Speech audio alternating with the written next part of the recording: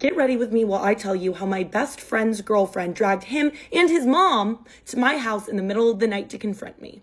I know what y'all are thinking. Not the girl best friend, but no, really, it's actually not like that at all. All four of our parents grew up in the same hometown and they'd been friends since elementary school. Then when they were in high school, my mom and my dad started dating, his mom and his dad started dating, and they got married right after high school. They were high school sweethearts. It's pretty cute. None of our parents came from big families, so they always considered each other their families. I grew up always referring to my best friend's parents as my aunt and uncle, and to my best friend and all of his siblings as my cousins. And they were the same way. That's just how it's always been. They're just my family. A lot of people in my life actually don't know that he's not my real cousin because it's just so normal to me to refer to him as my cousin. That's how I see him. Out of all my best friend's siblings, I'm the closest to him because we're the closest in age. So we just grew up spending a lot of time together. But it's never been romantic in any sense. Neither of us have ever had a crush on each other. He's never even called me pretty. Let's be real.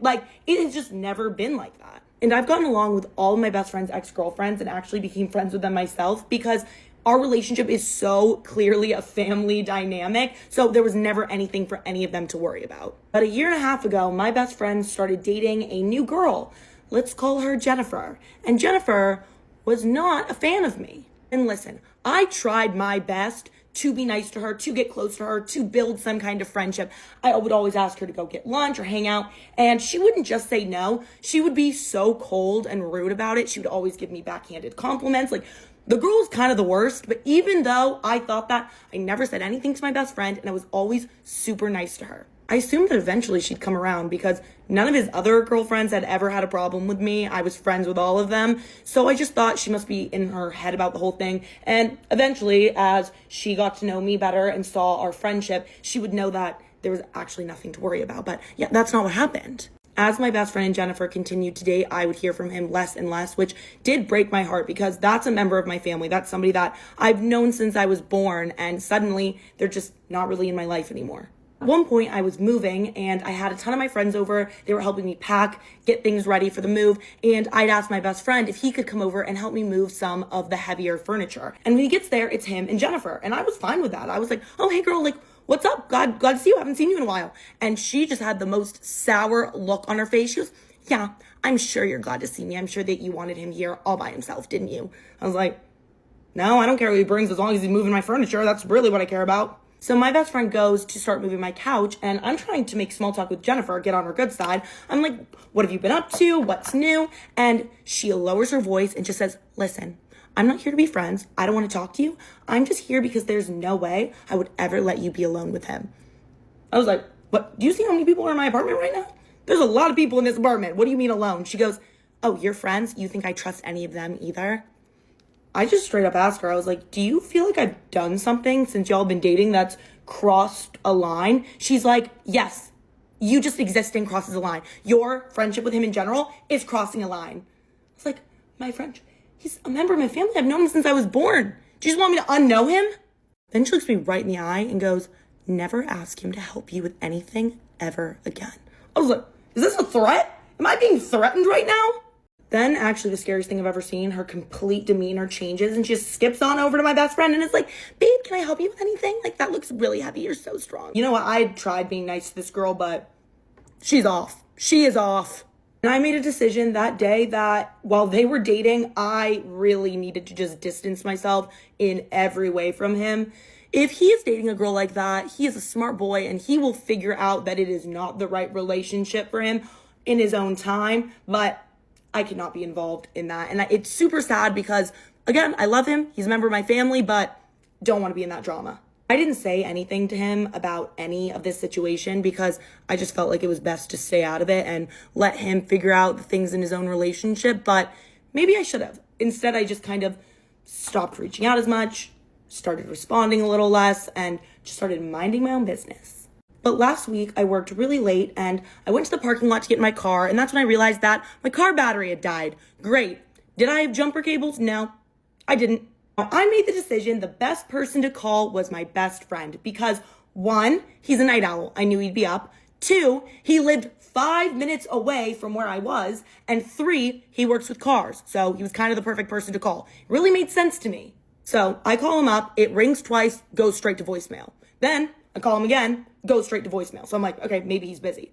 So then I send him a text saying, like, SOS, can you call me? I need your help. My car's dead. But the text goes through green. I was blocked. He blocked me.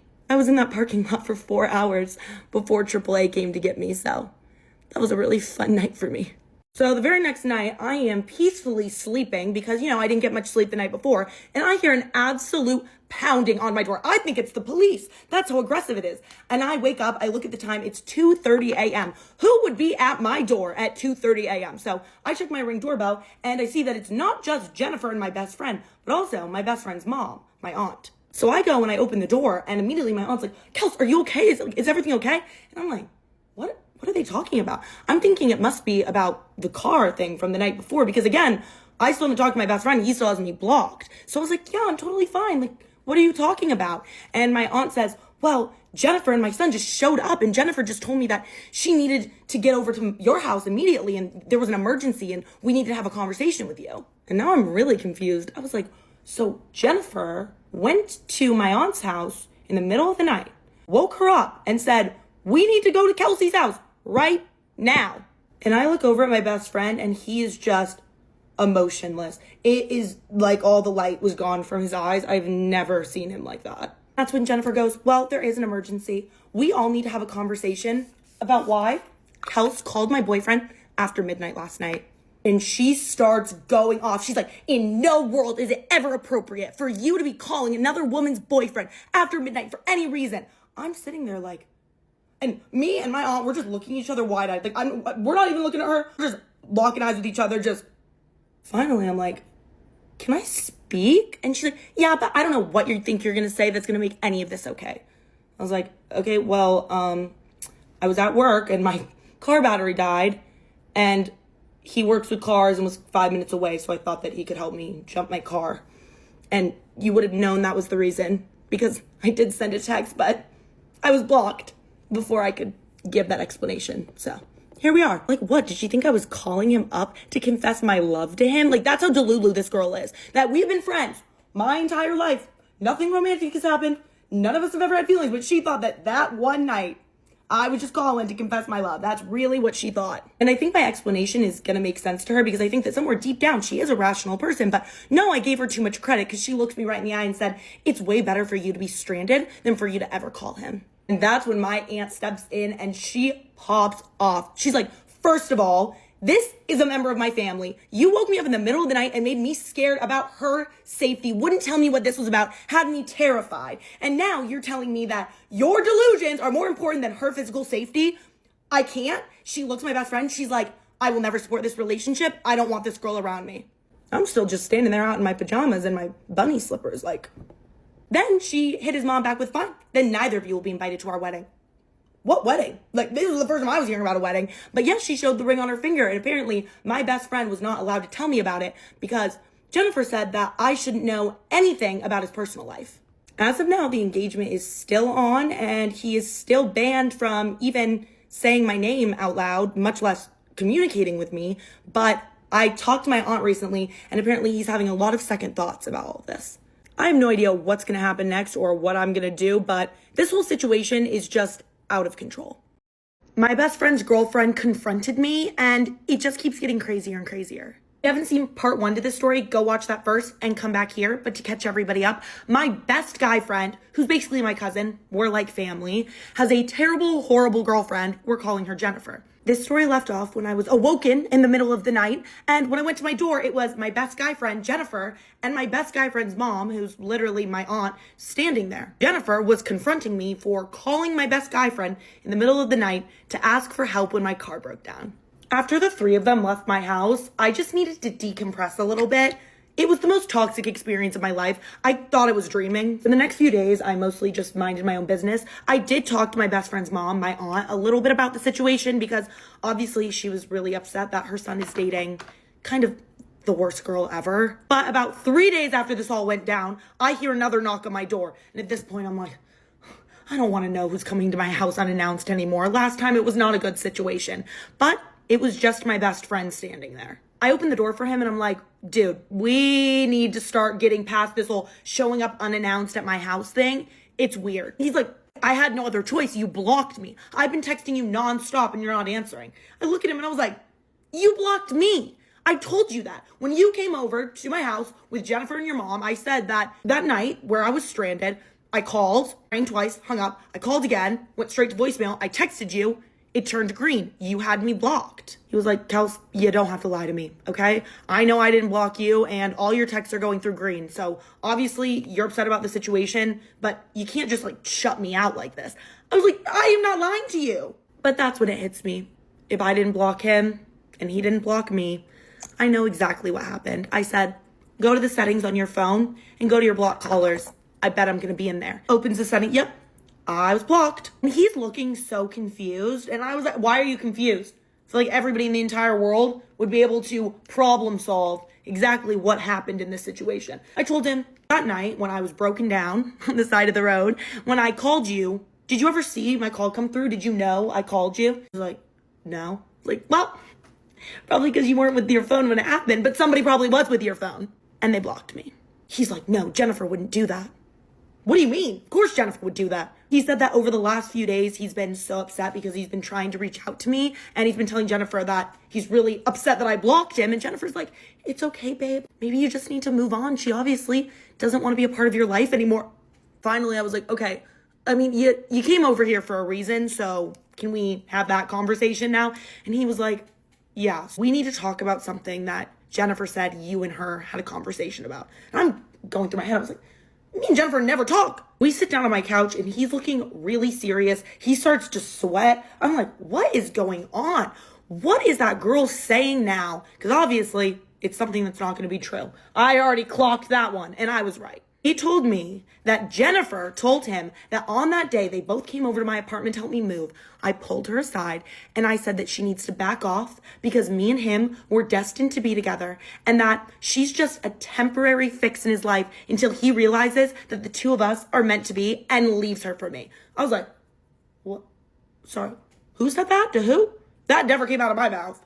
Honestly, I just burst out laughing when he said this, like uncontrollably, because it was so ridiculous to me. Again, he is like my cousin, a member of my family. Never, ever have I thought of him romantically, and he knows that. He's aware of our dynamic. I don't even know why he would believe this. And as I'm just like losing it, laughing so hard, he's like, Kelsey, you really need to take this seriously. I understand why Jennifer is so uncomfortable about our friendship if that's what you said to her. I was like, get so for real. Get so for real. You truly think that conversation happened. Look me right in the eyes and tell me that you really think that I said that to her. He goes, well, why would Jennifer lie to me? I said, why would Jennifer lie to you? Because she's a liar. She wants to manipulate you to control you. Finally, I said, look, I am not going to sit here and try to convince you on what is reality. It's just not good for me. It's not healthy for me.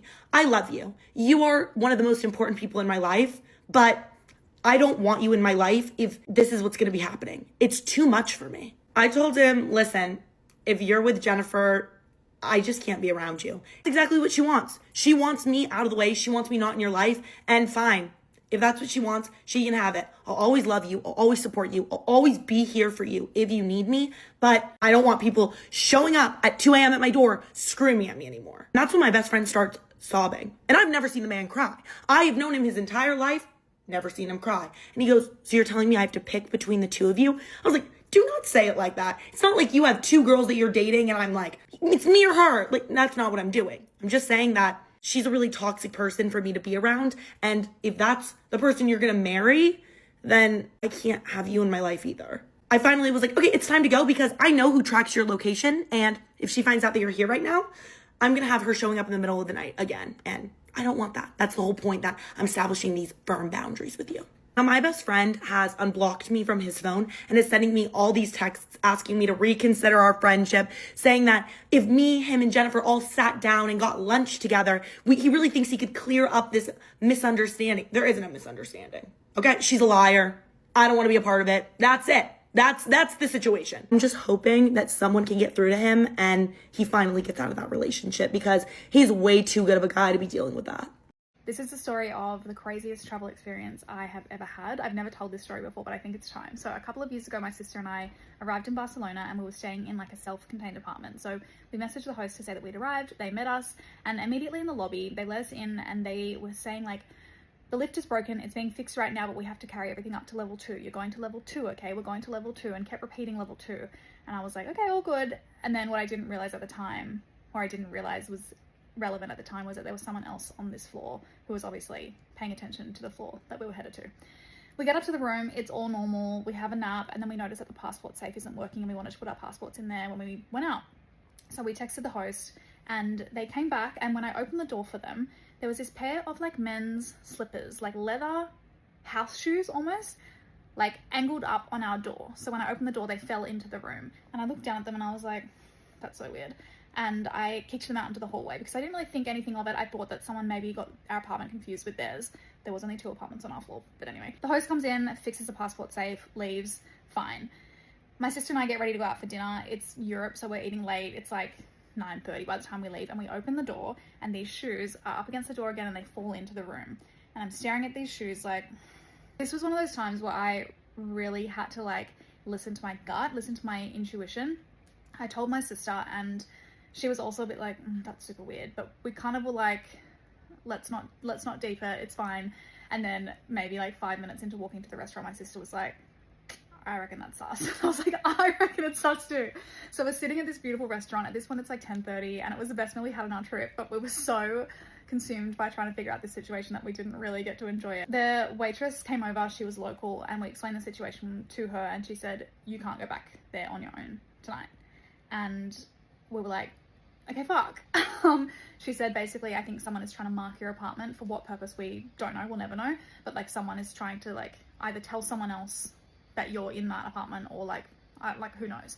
So we were like, shit, all right. My sister is so brave. She texted the host and was like, tell us what the fuck's going on. I was like, the host was really vague and was just kind of like, there's nothing to worry about. And we were like, okay, well, sure. And we were like, were they someone else's shoes? Like kind of asking questions. And the host just kept being like, I'll talk to them. There's nothing to worry about. There's nothing to worry about. There was something to worry about. So then my sister and I just went with our gut, and thank God we like trusted our intuition here. We looked for the nearest hotel that had like 24-hour concierge because it was like 10:30 at night at this point. So we found one and we walked there because it was quite close to the restaurant to just check that they did have a room and that we could check in. Like by that stage, it would have been like midnight when we actually got there with our bags. We told them at the front desk what had happened. They did have one room. It was so fucking expensive, but we had to take it. And we told them what happened. It was a woman and a man on security, and they were both like, you can't go back there on your own tonight. And we were like, oh, fuck. So the woman who was like actually finished her shift, she just finished like a whole day of work, walked back with us, which was like the most generous thing I think anyone could have done. She walked back with us to this apartment. And she was talking about how growing up in Barcelona, a similar thing had happened to her, and that, you know, when she was living alone, she would often have her apartment marked, like something put on the door. So she walked back with us to our apartment. We get in the front door. The elevator's working. Like, I don't know if the elevator was ever broken, to be honest. We go up to our room and we go to use our key on the door, and our keys don't work anymore. We try mine, we try my sister's. It's like a red-green kind of thing, and it's just red, red, red. So we text the host and say, why isn't our door working? And the host goes, oh, I'm actually in the building. I'll come up and help you. It's like 12 something at night at this point. Why are you in the building? And like, why are you awake? And why did you know that our keys weren't going to work, kind of thing? So the host comes up to our floor, sees the woman in a hotel uniform, and like the eyes immediately go like, obviously whatever was going to happen, thank God we'll never know. They go over to our door, hit it with a coin, like hit like some kind of magnet, I don't know what, but they hit the doorknob with a coin, and then the door just swings open. None of our stuff was gone or anything. The host left immediately, like did not hang around. We packed our shit as fast as we possibly could, and this woman stood by the door. And I also think about her all the time because she didn't know what that situation was going to be. She didn't know if that situation was going to be dangerous, and she put herself in potential risk. Like, she was honestly incredible. She stood by the door while we packed. We honestly were out of there in 3 minutes and walked back to the hotel, and then paid a fortune but we were safe. We obviously reported the apartment and the host to relevant whatevers, but that was the craziest travel experience I've ever had, and the best example of listening to your gut and just knowing when to trust your intuition on something. Like, we could have easily just been like, that's such a weird coincidence, but we fucking knew something was up. Loved Barcelona otherwise. Great place. And the second hotel, as much as it was bougie, I wasn't mad.